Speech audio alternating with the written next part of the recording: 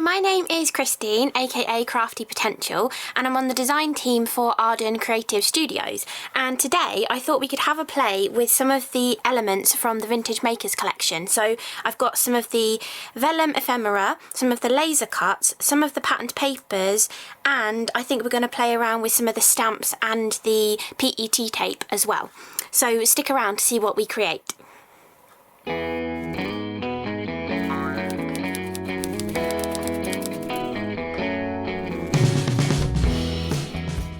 So I decided to just go through my stash, pick out some bits and pieces that I really like the look of and that I wanted to have a play with. So I've picked out 2 butterflies from the vellum ephemera, plus one of these circular kind of elements. They almost look like bottle caps with like a design on the inside. Really, really pretty, gorgeous elements. I thought that would work nicely having 3 vellum pieces, so I've picked those out. I've also gone through the laser cuts, and there are tons of elements in here, some really fiddly, fine detail ones that I would never be able to cut out by myself, which is fantastic.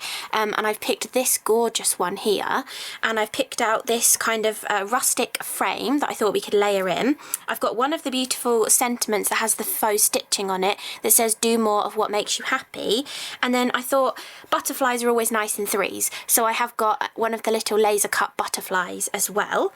And then I wanted to build a background. Now I think we will bring in some stamping for the background using the Maker's Mark stamp set, but from when I was working with this collection previously, I had taken a little wallet and put my leftovers from the papers that I had been using last time, and I just sort of collected them all together. So I decided to just tear into them and create some little sort of random layers. Oh, I've also got a little photo corner from the laser cuts as well that I thought we could layer in too. But anyway, I picked out some of the areas of the papers. This was one of these beautiful collagey ones, and this part was actually from this side here. I've got a bit of a stripy pattern, a bit of music, a bit of spots, and I was literally just taking the piece and tearing it. So any little scraps that you have left over from other projects work perfectly for this, and we're just tearing all of the edges just to give them a lovely haphazard kind of effect, and we can just layer these all up together, put them in different orientations to make them look a little bit different as well. So let's start by having a play with these little pieces that we have torn up and starting to build kind of like a collagey sort of effect in the background. So I'm thinking the larger piece maybe somewhere towards the top, maybe this beautiful spotty piece down here. We've got this stripy bit that we could maybe layer under, and then I've also got a couple of pieces of music which we could then maybe overlap some of the areas like this perhaps, just to give us a sort of base area that we can then decide, do we want to add some little elements in the background just to add some extra texture and pattern. So we've got this beautiful Maker's Marks set of stamps from Katie Petite that has some really lovely like grungy kind of effects, or little collagey almost images that are sort of partially there, which is often difficult to achieve yourself when you're actually stamping, but lovely that we have it already done for us. And I'm kind of eyeing up this one here. I think it would look really lovely in the background.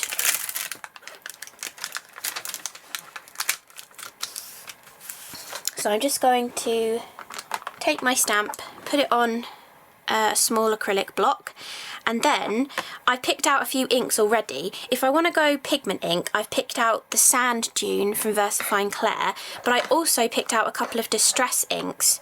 I thought maybe these would look nice. It gives it a little bit more of a subtle effect, and frayed burlap and old paper were going really nicely with the tones that are in these papers from the Vintage Makers collection. So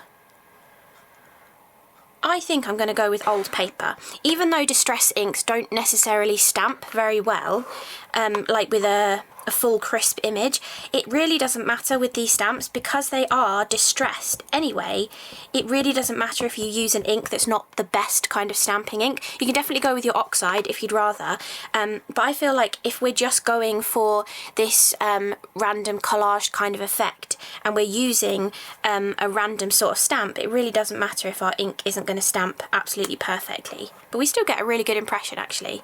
So I'm just going to put a couple of bits of this just where we know that we're going to be able to see it on the card, maybe a little bit more over here, just to sort of add something extra to the background, and I think that's enough of that. Okay, so now we've got our rough layout and we've got our stamping sort of in the background. Before we stick these pieces down, we have got this beautiful Kiss Cut PET tape in this Vintage Makers collection as well, and I was thinking some of these elements added onto here, you can see I've used quite a few of the butterflies and things, but that text circle in particular, either onto the patterned paper to make it a little bit more hidden or onto the actual background itself. I think some of these elements are going to look really nice just sort of layered into our collage, so I'm thinking actually this one onto that patterned paper, and because this PET tape is a lovely matte finish, it's going to blend in nicely with our patterned papers. Now this one is actually more of like a tab top or a hanger, but we could just have it partially coming in on the side of the card and it just looks like a little semicircular piece rather than actually having to be this little tab top piece. And what else? Oh, have I used this one up here? No, I haven't. There's this gorgeous little, almost looks like a notebook kind of page in here, this little random one. Doesn't look like much, but I think it's going to have a nice impact when we put this down, and I think having it appearing out underneath here might look quite nice. So you can see all of that grungy texture appear when we add it onto white. It really shows it off nicely, and it's just another element that's kind of peeking in. You can also do this with your rub-ons. If you don't have any of the PET tape designs, rub-ons are great for doing this with as well. And I think I might put another one of those squares on that we just used, because I think perhaps up here maybe somewhere, maybe using it in a different orientation but doing the same kind of thing coming out of this corner up here. Yeah, I think that's going to look good. Okay, so now we've got all of that happening, we can stick our layers down. I know we are going to collage up on top of this, but I feel like getting a nice solid base already ready is going to be really nice. So we can flip all of these over. Oh, we've still got this piece hanging on actually. We can just fold that round, unless you wanted to save it and use it somewhere else. But we can flip all of these over. We've got to remember what side we were actually wanting to use. I think either way, these gorgeous papers look phenomenal. It is quite difficult to choose your favourite side of them as well. But let's just put some double-sided tape on the back of these.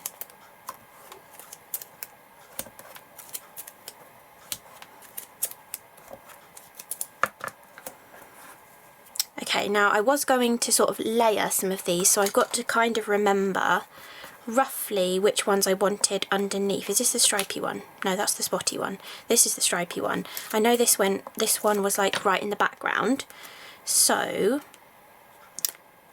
I think maybe do I want this one over the top of this one? Maybe I'm going to change my mind already. No, I think I like it like that actually. Okay, let's take the tape off of this one then and place this one down about here, and then we've got our stripy one about there. I think we've got our spotty one, which can also come in and overlap both of those papers.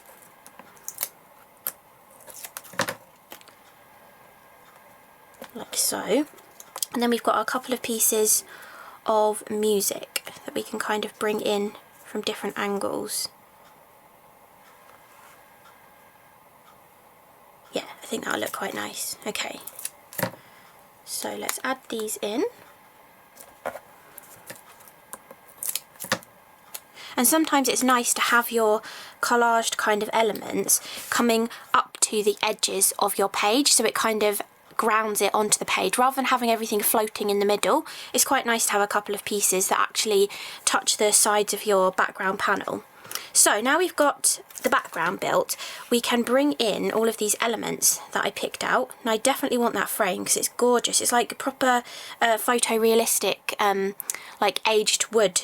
There's a really like old wooden frame. It's really gorgeous, that. I think that's going to look lovely on there. Possibly in that kind of position. Oh yeah, I had this gorgeous little photo corner. It's got a tiny little tabs on it. If you don't like those little tabs, it kind of depends how gentle you are when you take your laser cuts out of the paper as to whether they actually stay in the main sort of page or whether they come off on your elements, but you can just trim them off with your scissors if you don't like them. I feel like possibly one photo corner up there would look quite nice. Then we've got the gorgeous frame, we've got this lovely sentiment, do more of what makes you happy. We've got this gorgeous floral. I think layering that up and then putting the sentiment over the top is going to look nice. We've got this circular vellum element, which maybe would look nice overlapping the frame. And then we've got our large butterfly. I have trimmed mine closer. I wanted there not to be such a wide vellum border around the edge of my butterfly, so I have trimmed them much closer and trimmed around the antennae a bit more as well. But it's up to you whether you keep them as they are or whether you just trim them a little bit more. Totally up to you. Okay, so I like those two butterflies, and then I think there's a little tab on this one as well. And here, look how fine these laser cuts are with those tiny antennae. I would never be able to cut that. I would easily just snip that off, but having the laser cuts means that you can have all of these beautiful fine details, and you can use them whichever way round you want as well, because they are double-sided. So we could have this little butterfly over here, or we could mix them and have the small one there and the other vellum one over here.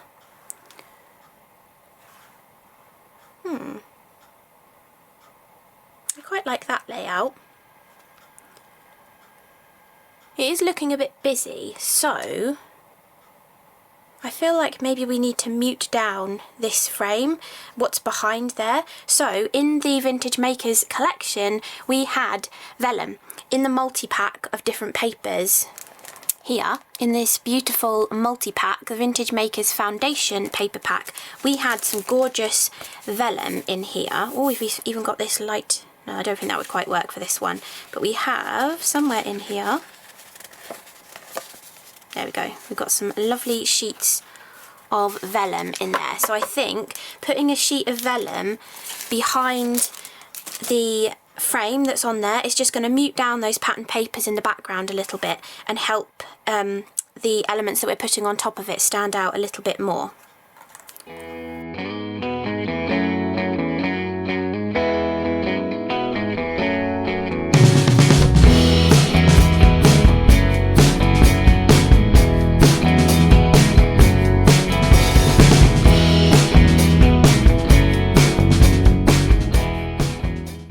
Like so. And then let's layer this back in, see what we think. I think I want the flower in front of the frame, and the frame sort of more towards the background. It's muted it a bit, but if we do want it to be muted more, we can add more 3D foam to help mute it. You see, if you take it further away from the surface, you're muting out the background even more. So let's just try it as it is.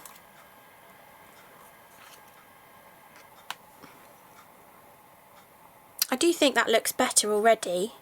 Maybe we could put a few more of the PET stickers on here to help mute it down a bit more. I feel like another one of those circles with the text on would look really lovely just there. Let's try that.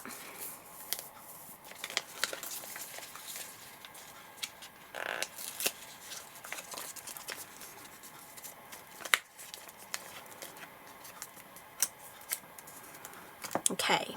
So let's move these elements out and then put this here. That's perfect. That's just muted that area a little bit more and added in another little element of interest. That is perfect. Yeah, that's exactly what that needed there, just to sort of mute the background down a little bit behind it. Okay, so I think I want to add that little tiny photo corner with a bit of 3D foam, just to give a little bit of dimension in that corner.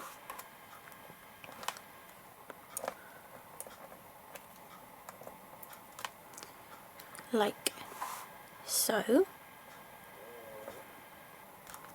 Then I don't think this frame needs any more 3D foam on it. I think just glue would be totally fine for sticking this down.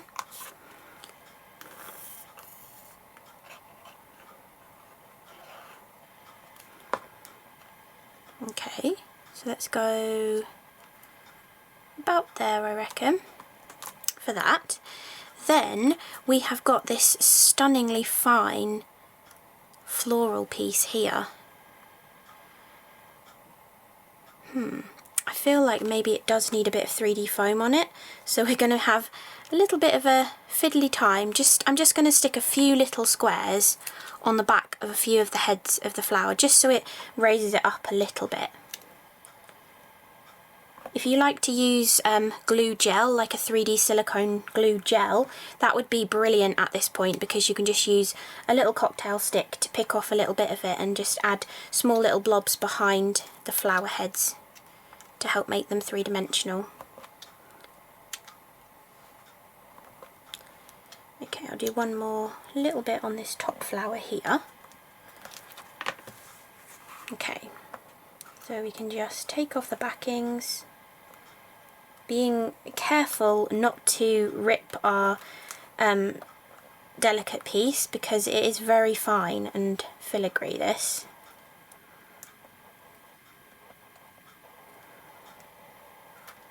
Oops, I pulled the piece of 3D foam off of there.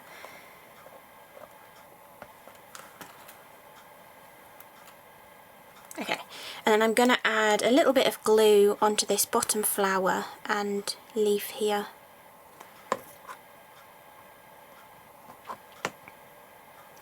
Right, we bring our card back in, and then I think about like that is going to look good. And we can just press down those little flowers with the 3D foam pads on the back of them. It just gives a little bit of extra height to the flower. Then we only have our butterflies and our sentiment next, so we can decide... Oh no, we've got this too. I forgot about this. We can decide where we want our butterflies to go.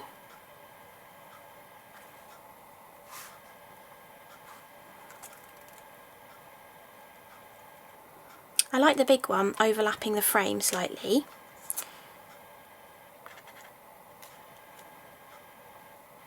Like that.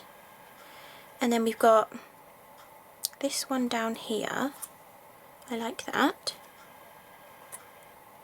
We're going to put our sentiment across the middle there. We've got our gorgeous like daisy in a bottle cap kind of design here. Which way up does this go? It goes that way up. Do we tuck that inside? No, I do like it on the outside, I think. Yeah, I'll just put a bit of glue on there. And then this tiny little butterfly here. I'm sticking down just the bodies of all of the butterflies as well, so that they have a little bit more height to them and like dimension as well. And then we use some 3D foam for our sentiment. Decide, do we need maybe an extra bit of 3D foam on each end, just because the frame is raised in the middle there. So we can get another little piece, put a bit on this side and a bit on this side.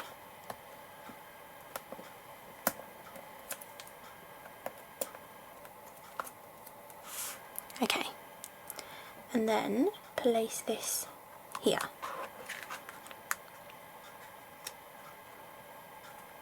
I think that's a really lovely collaged kind of card. So let's put it on a card blank.